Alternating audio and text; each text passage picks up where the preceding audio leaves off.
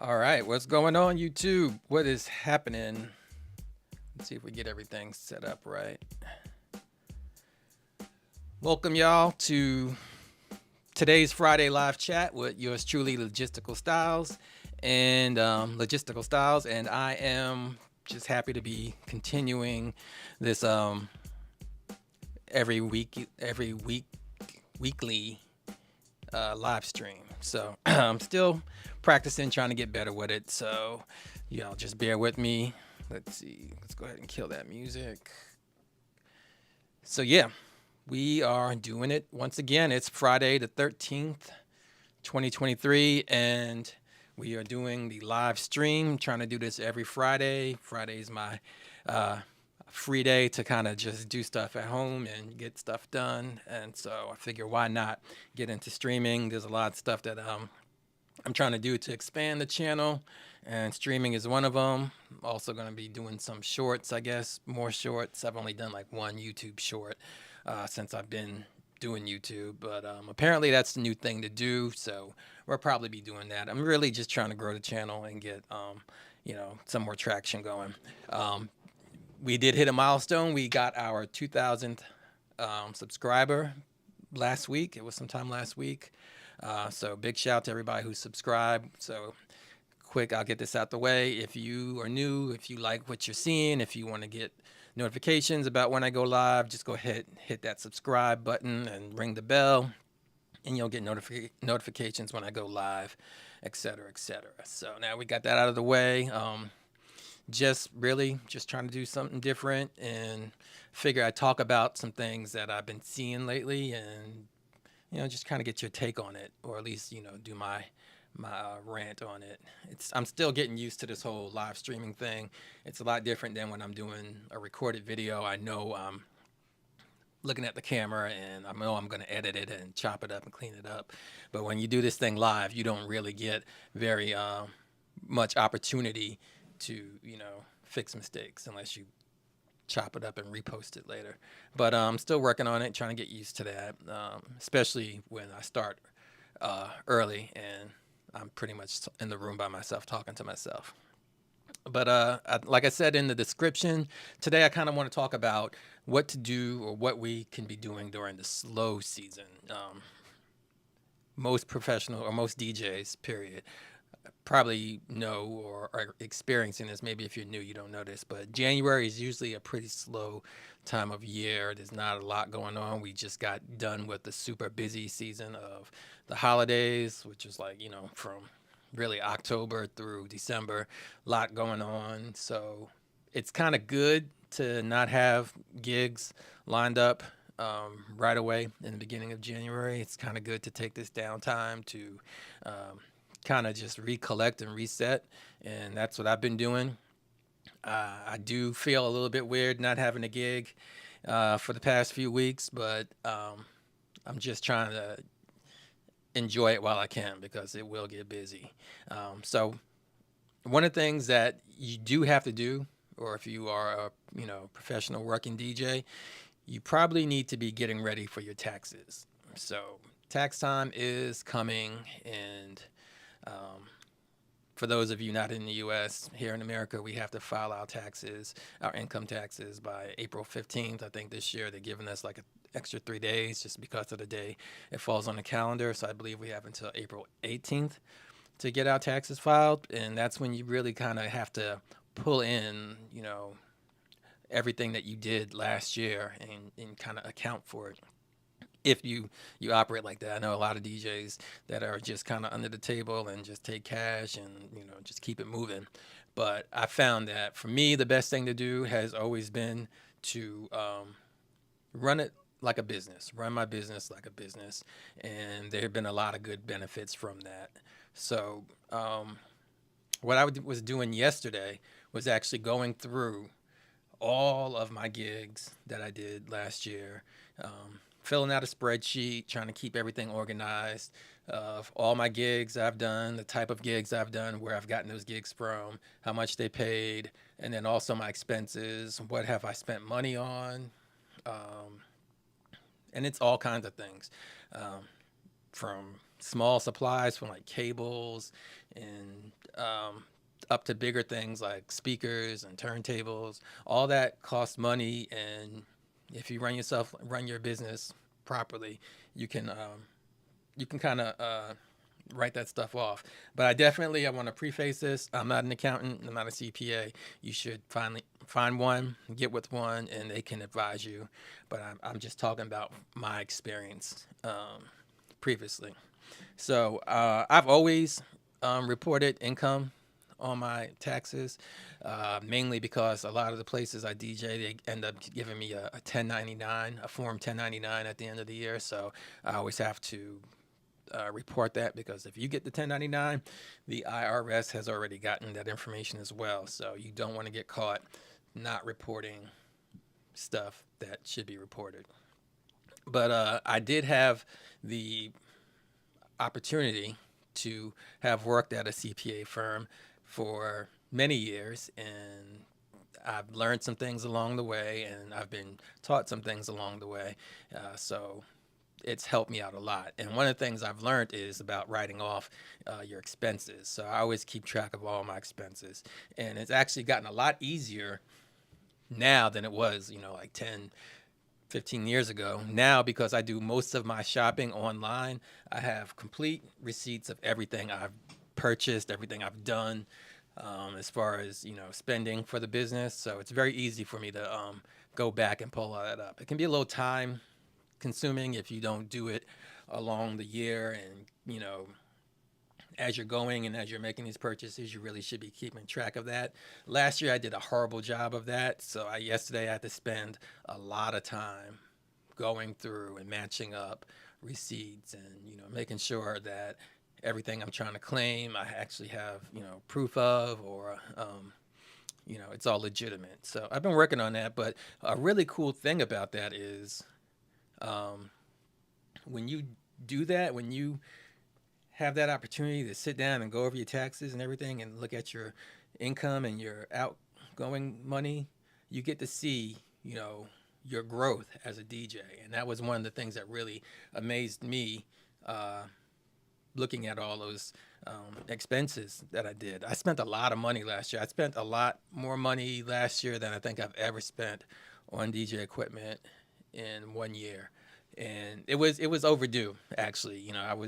I'd been using the same Mackie Thump speakers for like 7 years, and I had a sub to go along with it, so I wasn't just out there using just the Mackies by themselves. But my sound system was like 7 years old. I'm probably older than that, but I felt like it was time to upgrade. So I went out and I got the RCF J8s. I got a pair of those, and it was time also for me to get my turntable game right. So I bought a new pair of turntables. So right there was a few thousand between the turntables and the speakers, and then there was a lot of other smaller stuff. And then the hardest part for me was actually looking at all the music that I purchased over the year. And I'm not a member of a record pool currently. This whole year, I didn't join a record pool at all. I used to be a member of the Urban DJ pool, and they are a really good pool, especially if you do urban stuff, hip hop, R&B, that type of stuff. And then they also have other genres as well if you want to spend a little bit more money. And the cost of the pool that I was paying was like $20 a month, 25 a month. I think if you went up to like 40 a month, you can get all the genres. And they were really good with the remixes, the instrumentals, the acapellas, the intros, the outros. But when COVID had hit, I had stopped it, and then they gave us an opportunity to come back after things started opening up. I was just doing them, using it, but then I realized that I just wasn't playing a whole lot of gigs that required current new hip hop and R&B. So I kind of let it go. I let it go. But I'm a big iTunes user, so I buy all my music through iTunes, unless I'm ripping it from vinyl. If I'm ripping it from vinyl, then that's different. But I got to look at all the receipts. Every time you buy something on iTunes, they give you a receipt. They used to give you like a receipt if you bought like 5 songs in one day or within one session. They give you a receipt with all 5. They don't do that anymore. Now it's just like a separate receipt for every song that you buy or everything you buy on the iTunes store. So with that being a thing, I was able to go in and see all the songs that I bought, and I could remember why I bought them. It was like, okay, I had this gig that required me to get this song. Um, One song that got on my nerves was "A Thousand Years" by Katy Perry, or not Katy Perry. I can't remember her name right offhand, but it was a really popular um, wedding song this year. But so many brides wanted so many different versions of that song, so I ended up buying that song in different versions, probably like 4 or 5 times. So I don't know why I have so many versions of that song. I know why, but I don't know if I'll ever use that. But anyway, I'm digressing. I was able to see all the music I purchased. And one interesting thing I noticed when I looked through all the purchases, I bought a ton of country music over the last year. I'm located in Atlanta, Georgia, so um, even though Atlanta is a very urban city, the rest of the state is pretty country. So a lot of my weddings were in barns or rustic areas. They wanted a lot of country. So my country is actually pretty up to date right now. Although it's not my favorite genre, I don't really like playing it, but I do play it. But anyway, it was cool to see how much music I paid for, and a lot of times there were many years I didn't submit that to my accountant as an expense. But after talking with him a little bit further, he was like, "Yeah, there's some things you should be writing off. You should be looking at." And one of them is the music that I buy, the equipment, the cables, mic stands. Amazon. I spent so much money on Amazon, and I love that Amazon gives you all your receipts so you can have it available for tax time. And it really showed. Another thing I learned from looking at all this and keeping that spreadsheet of all my gigs, I got to see the growth of the gigs, and I got to see what was making me more successful this year than last year. This year I did 47 paid gigs, not counting community stuff that I did for free or events that I threw myself, but I'm talking about gigs where I was hired and paid to come DJ. I did 47, which is a lot for me because I have a full time job. So that takes a lot of my time and keeps me, busy with other stuff plus the family stuff. So it was good to see that I was able to get that many gigs because I looked at my spreadsheet from the previous year and I only did 37 gigs that year, and that was mainly bar and restaurant gigs. So it was cool to see the transition that I made from being just mainly a bar DJ to a DJ doing events. And it wasn't something new to me because I've always done events. I've been DJing for like 30 years now. So I've always done events, but some years I'm more focused on the nightlife, and other years I'm more focused on mobile events. I think as I'm getting older, it's more about mobile events. I just like I like the I like setting up equipment. I like getting new equipment, so that's what makes me like doing mobile events. Clubs and bars and stuff can kind of get a little monotonous because you just showing up with your controller or turntables and you kind of play into the crowd who wants to hear the hottest or latest, whatever, which may not always be the music I like. So it was good to see that, and I don't think I would have really noticed that until I sat down to get my tax stuff in order to be able to submit to my accountant. So that's one thing you definitely need to think about during this slow season. Go ahead, get your taxes together, get it right. And honestly, I got more refunds or better refunds from starting and running my business like a business versus me trying to be, under the table cash and this, that, and the other. I get better tax benefits now that I go, according to, the way it's supposed to be done. So if you're not doing that yet, you might want to think about it. It doesn't cost a whole lot to set up a business. Takes probably more time than it does money, but look into that because it can be really, really helpful for a lot of things. Remember when COVID hit and they had, financial aid for businesses? Well, there was a lot of people getting caught up in, fraudulent stuff because they didn't have businesses, even though they were running, a side business, but they didn't have the paperwork to back it up. So they weren't legitimately getting those funds. So it caused problems for them later on down the road. So it always helps to legitimatize yourself, make yourself legitimate, and to, just keep up with that stuff. So that's, just something to think about. What, what you could be doing now in this slow season. That's one thing. The next thing you can be doing is looking for new opportunities, and that kind of rolls off of the whole tax thing, because when I do my tax spreadsheet, I note who I got the business from.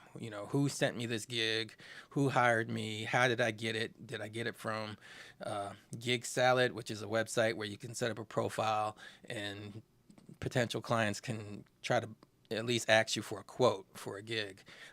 So I got a good number of gigs from that, but not as much as you would expect to get from. It's kind of like Thumbtack. So your results may vary if you use Gig Salad. The other forms of me getting gigs came from my network. And this is something that you should be doing now when your downtime is networking with other DJs, other vendors. That if you do weddings and stuff, or weddings and mobile events, network with photographers and other vendors, like even the flower people, the people who bring the flowers. Pass out your business cards, or well, you do that at the event, but during the slow season, you maybe want to reach out to these companies, through email, Facebook, other social media. Hey, I'm a DJ. I'm in your area.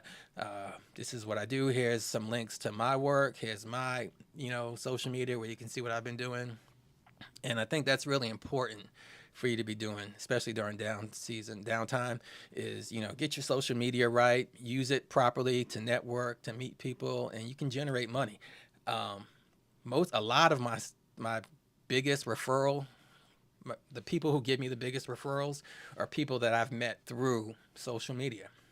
Other DJs specifically. I work with a DJ here in Atlanta, DJ Eminem. He has a company called Go DJ ATL, or Go DJ Atlanta, and he sent me a lot of work last year. And basically, that came from maintaining a good online presence. And I'm not necessarily here on YouTube, but on Facebook. When you join those groups on Facebook, those DJ groups, your conversation and the way you carry yourself and the way you talk about your gigs and you talk about your clients, other DJs are watching you. They may not be specifically trying to watch you, or they may not tell you they're watching you, but you do leave a lasting impression from what you put out there. And on several occasions, I've had, complete strangers, DJs that were strangers to me, approach me and be like, hey, I see how you move and how you operate and how you present yourself. I got a client or a gig coming up that I can't cover. Would you be willing to cover it? And, sometimes it's for, I'm subcontracting for them. Sometimes they just give me the gig outright and I cover it. But it's led to other bigger opportunities. One DJ did that for me several years ago, and it ended up leading to a recurring customer.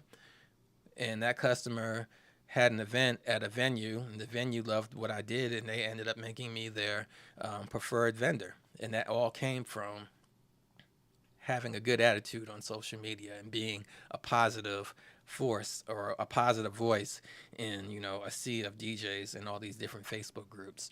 Because I've been noticing something in these groups over the past month, that things have been slow. DJs get very irritable and kind of bitter when they're not working. When it's slow, you can tell, you can see it, the way the comments or the topics that they post up. I've been seeing that a lot, and I'm like, why? This is the time where you should be chilling or resetting, relaxing, taking care of your paperwork and stuff, meeting people, networking. I know a lot of DJs do this full time, and so when it's slow, they can really feel it. I mean, I feel it now that it's slow. I got a full-time job, and I'm missing, financially. I'm like, dang, I missed that extra money, or that money that was coming in to go buy some stuff, or save up or whatever. But it will come back. It's going to come back, just like we bounced back from the lockdown a couple years ago. It seemed very bleak and we weren't getting stuff done, but back then we had the distraction of streaming. Everybody was new to streaming, and everybody was getting that set up. And that's kind of how I ended up here doing this, is, watching it happen during, the work from home, or the lockdown period after, at the beginning of COVID. we had to pivot and learn new skills. And now that we're in our slow season, this is a great time to kind of pivot or learn some new skills and just, expand your horizons and your network. But this is a good time to do it because when it gets busy, you're not going to have time to be spending all day on Facebook and, arguing back and forth about petty stuff. So, I mean, there's a lot you could be practicing right now. That's another thing you could be doing on the slow season. Um, Practicing is definitely something we should be doing all year round. But I'll be honest, when it's busy, I don't have a lot of time to practice. I spend more time during busy season prepping. I'll prep. I think it's a difference between prepping and practice. Practice is something I can sit here and do for, hours on end. Prepping is a task. It's a chore. I have to come in and find the music, make the playlist, and scout out the venue, and track down the client, try to get in your request and all that stuff. That's work. Practice is just like, you know, it's fun. For me, practice is something I'm always going to do, even when I'm not doing gigs anymore. I'll be down here, cutting it up just for myself. So, yeah, definitely looking to practicing. Big shout out to everybody online watching. Patrick C, John Smith, what's going on, y'all? We're just talking about slow times and what to do during these slow times. And I'm just trying to, like I said earlier in the beginning, just trying to be consistent with the streaming, trying to get, folks to, check it out. And hopefully I'm putting forth some good content or something valuable at least. So yeah, practicing. That's something that we should be doing now. And you know what you could be practicing? Stems. It's so many people jumping on stems now, and I think I'm hearing them like on the radio or when I go out, and it's like this is you can tell it's all new. It's new for everybody, but there are some people that are so much more skilled at it, and you can tell that they practice.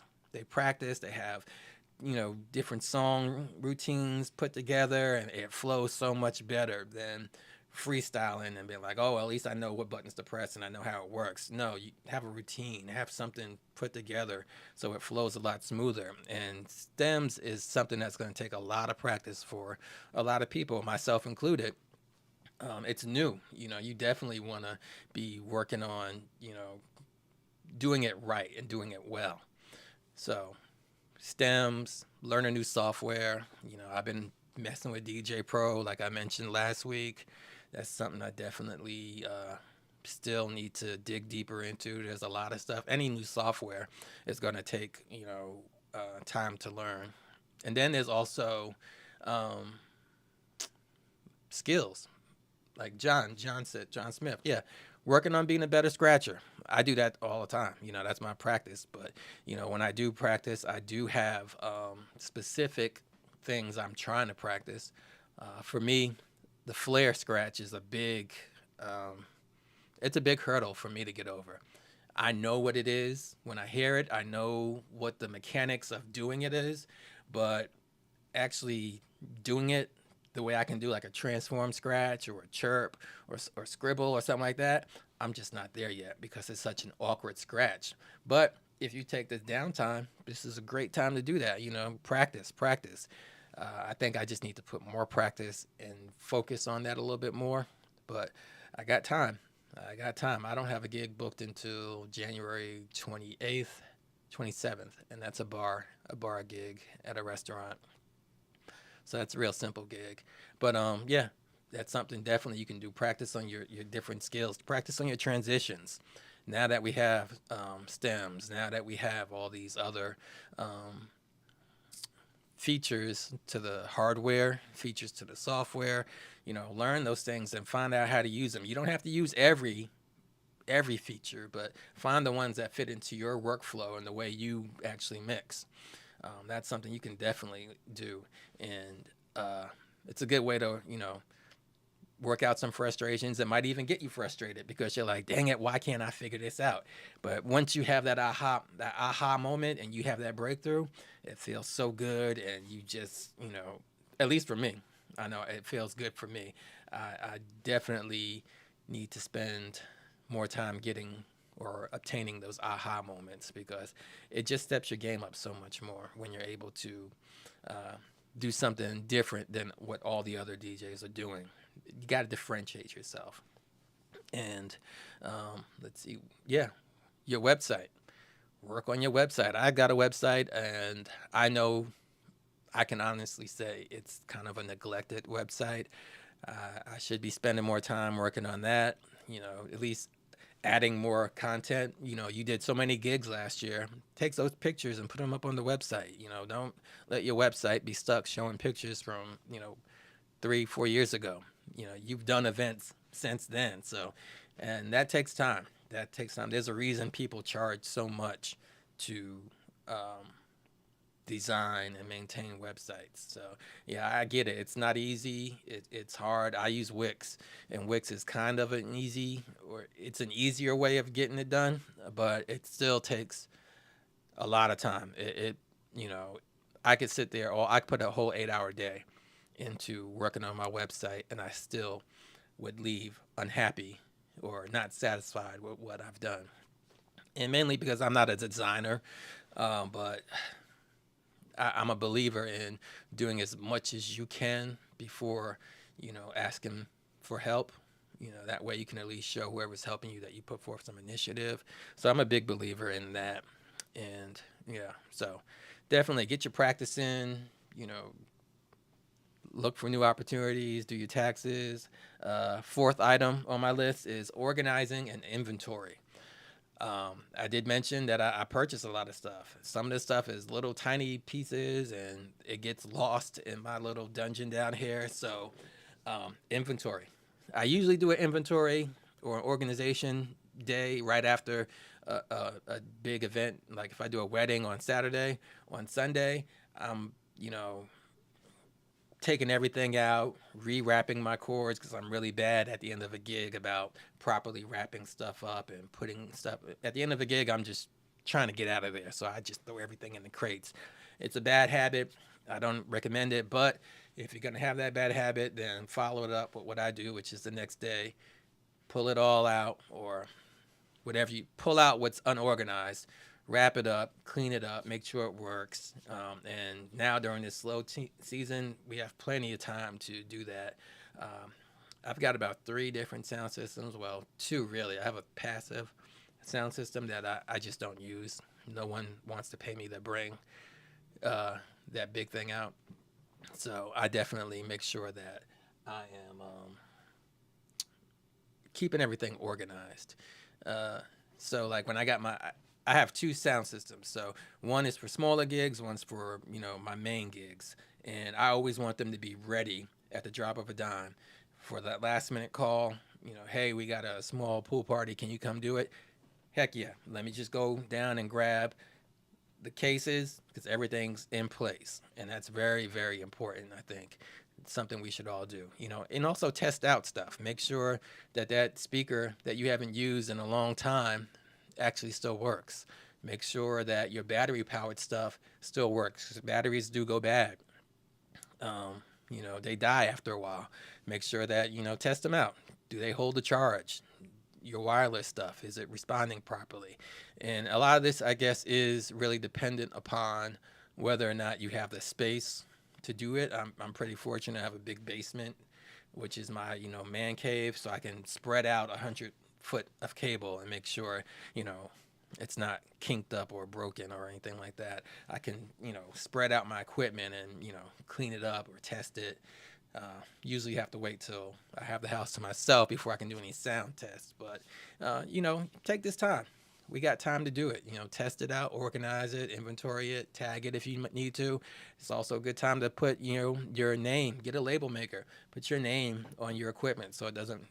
If it does walk away, at least there's some way of identifying it.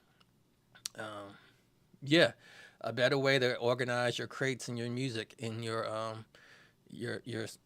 DJ software. For me, it was both. I had to do a literal reorganizing of my actual record crates in here, and then I had to also take time to look at my crates in Serato. Some of these things, I got crates from gigs that I did like in last March. So why is that crate still in my Serato? So look at that. What up to Mike Beats? What's going on, bro? Um, We just chopping it up here. But yeah, look in your Serato. Go through those crates. Get rid of the crates that you made for events that you're not doing anymore. Or something I like to do is I like to go through my history and I look at the dates that I had, really good weddings or really good events. I'm like, I killed it at this event. So I go through and I look at that crate or that playlist in my history and see um, what songs are really great. What were the highlights? And, you're not going to remember what song was really hitting at the wedding you did, 5 months ago, but you kind of, it kind of gets ingrained in you. At least for me, that's the way I've always been as a music listener and music lover and a DJ. I would go out when I was really young, just starting out DJing. I would go out to the club, and I would hear the DJs play certain songs, and I would make mental notes. I'm like, oh, that got the crowd up. That got the crowd. I need to go buy that record. But now I'm going through my crates or my history, my playlist, and I'm like, oh, that was a good song. I like the energy of that. I need to put that in another crate. And I make new crates from my playlist in the history. So you can go through and find out what worked, what didn't work. And, that's the beautiful thing about Serato. And I believe most other softwares do that as well. They have a history.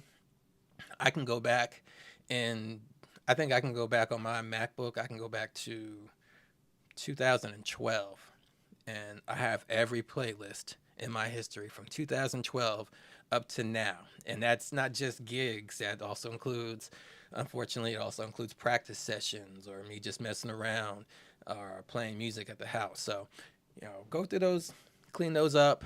Um, it doesn't hurt, it can only help you because the best thing about cleaning up your crates and your playlist, in my opinion, is it stops you from playing the same stuff over and over or playing it in the same order. You don't necessarily always play 5 songs in a row every time you play the same 5 songs in a row every time you play out, but you might have a habit of playing those songs in a group or whatever, or always playing those songs.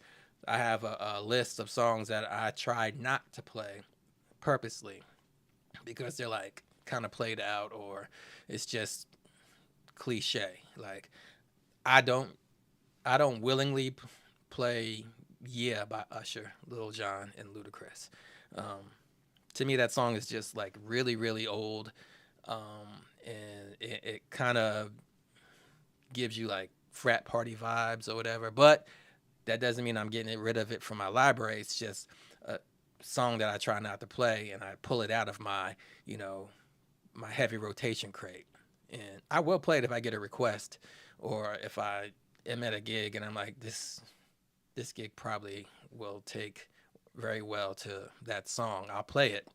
But there's some songs I just don't like to play because they get played. We've played them so much. Another one is "This Is How We Do It" by Montel Jordan. I try not to play that very often because it I've played it so much. I was playing that record when it first came out. I still have the actual vinyl, so I've played that record a lot. Um, and you got to do stuff like that. Clean your crates out, reorganize them, switch them around. It keeps you on your toes, really. Let's see. I had a question. How many from Mike Beats? How many crates approximately? How many crates do you have or use at your events? So it really depends on the event. So if I'm at the bar, it's a restaurant slash bar gig. I have a crate named for that place because I play there a lot. I play there pretty often, at least once a month. So I keep a crate specifically for that. Now I don't exclusively play from that crate. I will jump to other genres. I have an Afro beats crate.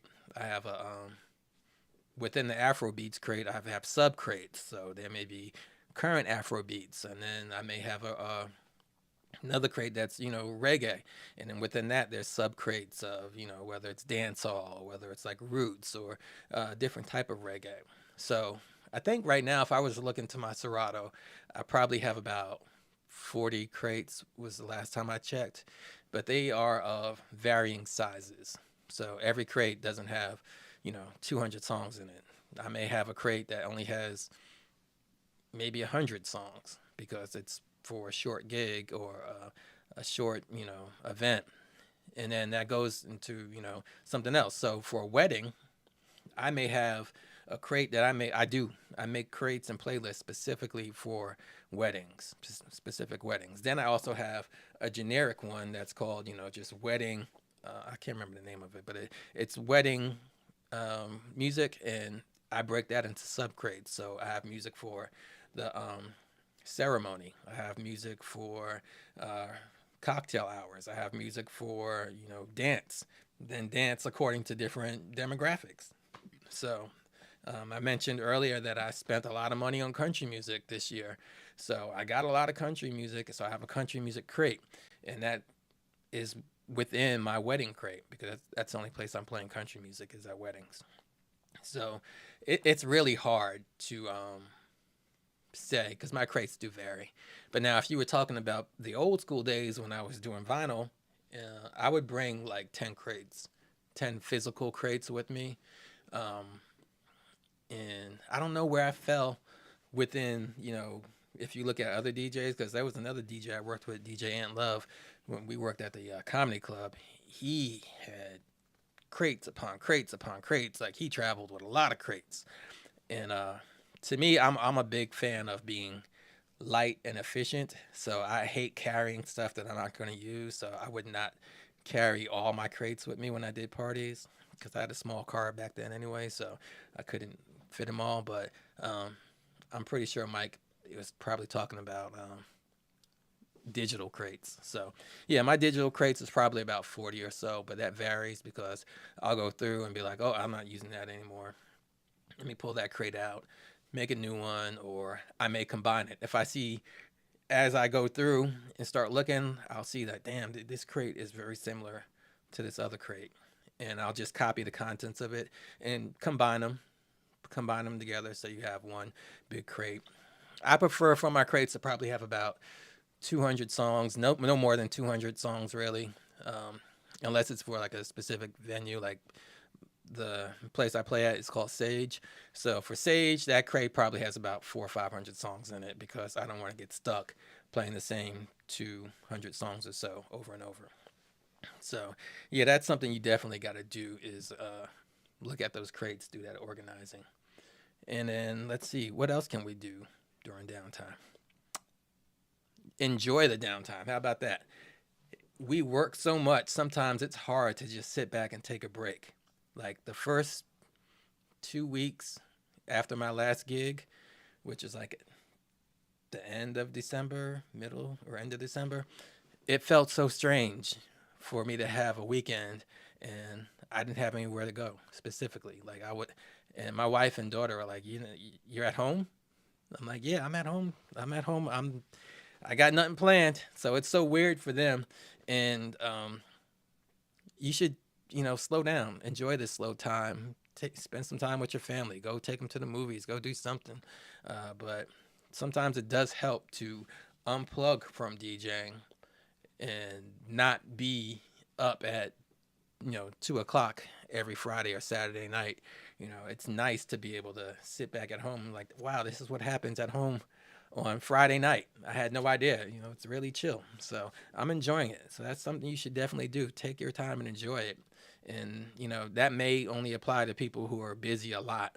But if you're not busy, still enjoy it. There's a lot more to life than just DJing. I know we all love it and I love it, but there's a lot of other things that, I wish I could spend more time doing, working on my car, working out a little bit more, hanging out with my dogs and, taking them out. But don't always have that time when you're busy and you're working a job and you're working gigs and you're trying to fit other stuff in. So enjoy the free time when you do have it. And there's a lot of stuff you can do that is low cost. You don't have to spend a lot of money to have a good time. So just enjoy that. And then, yeah, that's my list of things to do for the slow season. Now, one other thing I wanted to talk about, and I did mention it a little bit, um, which was social media. And I kind of want to get into this real quick. We've been on for about 40 minutes now, so I don't want to drag this out. So we got about 15, 20 minutes to talk about this. And that is DJs on social media. Um, I've noticed, at least in the groups that I'm in a few groups on social media, a few different websites on their forums, but mainly on social media. I'm seeing this with DJs, and that is, I call it counting the next man's money. And I made a post in the group that I'm in, and it was basically like, quit worrying about what the next person is getting paid. I get so sick and tired of hearing DJs complain about um, so and so was working for $150 a night, or they were working for this much, that much, and it's like I used to be that way. I used to talk too much about how much people were making, not people in general specifically, but just in general. you know DJ shouldn't take gigs for this much, DJ shouldn't do this, DJ, and it's like, who am I or who are you to dictate what other people are doing? Unless you paid for the equipment that they're using, unless you're paying their bills, why are you worried about them financially? And some DJs will put it under the guise of, oh, I'm just trying to make sure everybody's getting what they're worth, this, that, and the other. And in my opinion, I don't think so, because I can't think of any other business where people are really concerned about what the next business entity is charging. A lot of people, you may hear, McDonald's doesn't care about what, Ruth Chris is selling their burgers for, their steak for, and Ruth Chris doesn't care what McDonald's is selling their prices for, and that's true. And BMW doesn't care what Toyota is selling their cars for. Have a product, and they have chosen how much it's worth and how much profit they want to make on it, and that's the price that they set. Now, if there's another DJ who feels like his, performance is only worth $100 and they only want to make a $50 profit, then that's on them.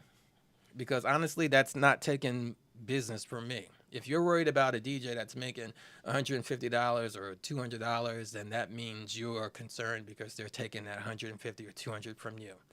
You can't be claiming to be a high-level DJ here while you're concerned about what the small guy is doing. Does it affect the customer's perception a little bit? Yeah, if a customer's price shopping and they see that somebody is, $150 and the next DJ is $500 and then another DJ wants $1,000, they're gonna kind of, price shop, and maybe they'll risk it and go with that $150 DJ. But you're as a customer, your experience is going to vary according to how much you pay. Price doesn't dictate the quality of service, but it does influence the quality of service. If you have a DJ that is willing to work for $150, I don't really think there's going to be a lot of DJs doing those low budget gigs with $1,000 speakers, And if they are, if you really, really do care about that, and you really are worried about, them succeeding, then you should talk to them directly, but not get on Facebook and in these groups and dictate about who should do what and how much you should be charging. And there's no reason for that. You don't know everybody's situation. And I had to, check myself years ago about that, because the truth is, no, you don't. And people don't know my situation. So I think we really need to chill out and start getting back more into what DJing is about, and that's the music. Worry about the music. Let's have conversations about this song or that song. Let's have conversations about an event you did that you thought you did well. Let's have a conversation about that type of stuff. So let's get out of counting other people's pockets, what they're making. Let's stop worrying about that type of thing. Let's worry about the music. So, yeah, I'm not going to push too hard on that, because I saw Patrick C. had a really good comment. Patrick C. said he's wondered about grant writing for community-based events for DJs. And I have a little bit of experience with that. I just recently did, back in November, a community-based event for DJs. It was called The Art of Turntablism. It was here in Atlanta. It was held at JB's Record Lounge, and it was provided, or the funding for it was provided by the Fulton County Arts and Culture. So Patrick, I'm not sure where you're located. If you're, if they have arts grants where you are, I'm sure they do. Most governments have some kind of funding for art. But I will tell you this from my experience, it's a long process. It takes a lot of work, um, and the money is slow. So I don't want to, get into like, too much or make it sound like I'm being ungrateful about anything that I have received. But don't go in thinking you're going to write a grant, get approved for the grant, and have money in your pocket within like 3 months, because it don't work that way. It's really slow. Um, I wrote the application for the grant in February. I got approved in May. It was completely silent until August. Then they were like, by September, you need to have your midway reports in about what's going on. And then it had to be done by December 1st. It had to be done by December 31st. The money didn't show up until December 28th. So that's a whole year of planning and trying to put this together. And you got to be dedicated to it. So I would say definitely have a plan. Think about what you want to do. What do you want to do for the community of DJs? Do you just want to have like a jam session? Do you want to have like a informational session where you're teaching something, or do you want to have a Q&A where you're just talking back and forth with folks? That is something that you really have to plan. And if you're doing it on your own, it's hard. It's a lot of work. My particular event was, me plus two other DJs, J Soul, DJ Razor, and I pulled them in because I realized I couldn't do it on my own. Initially, it was going to be an exhibition of me, just playing some original music, doing some cuts over it, but that, was too much for me to do on my own. And, you know, I'm not I'm not that type of DJ. Even though I do battles or whatever, or I used to do battles, I'm not that one that's like, oh, I'm the greatest DJ. I recognize when I need to bring in some heavy hitters. So I brought them in, and they agreed to do it and help me with it. But that required 5 weeks of practicing every Saturday or Sunday. 5 weeks of that. So imagine having a full time job, working all your regular DJ gigs, and then still trying to rehearse and practice and plan out an event. So it's a lot. I had to pay for a lot of things out of pocket first, and then the money that did come from the grant was basically reimbursing me for the stuff I paid for. So it's a lot to do. It's something you have to plan. It helps if you have a team. I'm pretty much a loner. I do a lot of stuff on my own because I'm impatient. I don't like to wait for people to catch up, or I feel like if you're doing it on your own, if I'm doing it on my own, then I know where everything is. But I have to learn to bring in team members, bring in people that can help me do things that I may not have expertise in, or I may not just have the time to do it. So definitely look at that. Then you asked about the event jam, or the event slash jam. Oh, DJ's Day Out. So yeah, that was another thing. That wasn't supported by a grant, but I was a member of a team that put on DJ's Day Out. They had been doing it before I joined. I was just a attendee of the events, but then they asked me to help be a part of the team. That event was phenomenal. It was great, and it's always been a great event, but it's growing. It's growing. This year, the year before last is when we moved to the new location, where we had an actual stage that we, were working with. We were in, kind of want to call it amphitheater. It's like a small community amphitheater, but they had a stage, a covered stage. They had lighting. We had sponsorship from Bass Boss. They provided the sound system, and they brought out the big guns, the big joints. I think it had like 21-inch woofers in the subs. I'd never seen 21-inch. I've heard of them, but I've never seen them up front, and I've never seen four of them, with 18-inch and 15-inch mids, and it was just a crazy sound system. We had a jumbotron out there with everything on the big screen showing.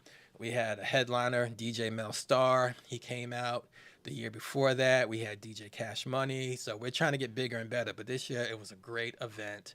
Lots of people came out, but that required planning, just like the grant writing.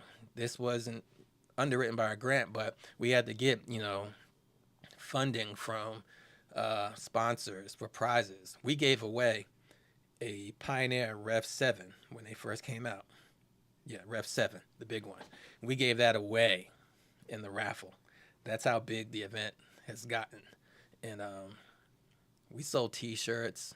We had T-shirts we were selling. You got to find ways to, raise funds if you want to do an event. It seems like park jams are easy from a DJ's perspective. You're like, yeah, just show up, get a table, put your speakers out, your turntables, your controller, whatever. Have a mixer board. If you want some other DJs get on, just let them plug in. It's more to it than that because you have a lineup of DJs. You have to pick who you're going to have on the lineup. You have to have a schedule. Schedules, as we as DJs should know, schedules never follow through. There's always something that happens. It might rain or somebody might be late. Somebody might not show up. Things happen. So you have to be ready to pivot when it happens and just adjust and overcome when you do get an obstacle like that. So definitely, I love DJ's Day Out. I want to continue to do that, be a part of it. Hopefully we have some planning meetings soon. We can start talking about it. Usually it happens in like late June, somewhere between June and August. I remember one year, I think we did August. That was like the year before last when we had Cash Money. But that was just because we were just coming off of the pandemic and that had slowed things down. But usually we're like a June, July, late June, early July is when we have it. But I will definitely let y'all know when we get more details about that. So yeah, that's where we at on time. 54 minutes. All right, cool. I try not to do these for too long because I don't want to just get to rambling because I can easily ramble about stuff. And I am actually still on the clock, so it's been slow at work. Fridays at work are usually slow, especially that's why I work from home. And I hope y'all have a good weekend. We got Martin Luther King Day coming up for those of you in the U.S. So we got a day off, got a 3-day weekend. I hope y'all got some stuff happening.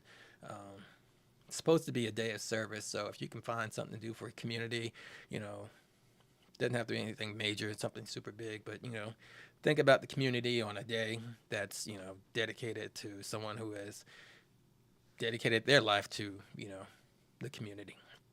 But yeah, that's my little soapbox for today.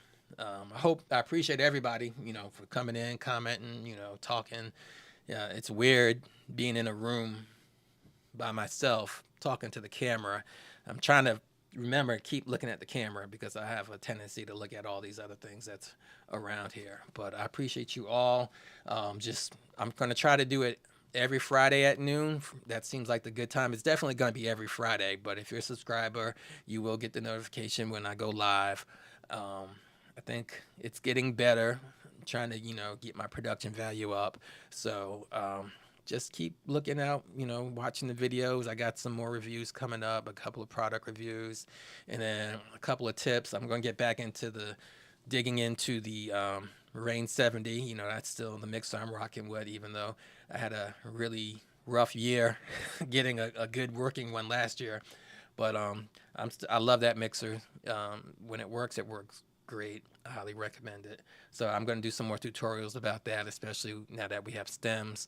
And I'm still testing out DJ Pro, and I'm testing out Serato 3.0 on a Microsoft Surface Pro. I've got the Pro 9, so I want to, really put that through its paces. So with that said and done, y'all have a great weekend, and just check me out on all social media at Logisticalstyles, and I will see y'all again soon. So y'all be cool. Peace.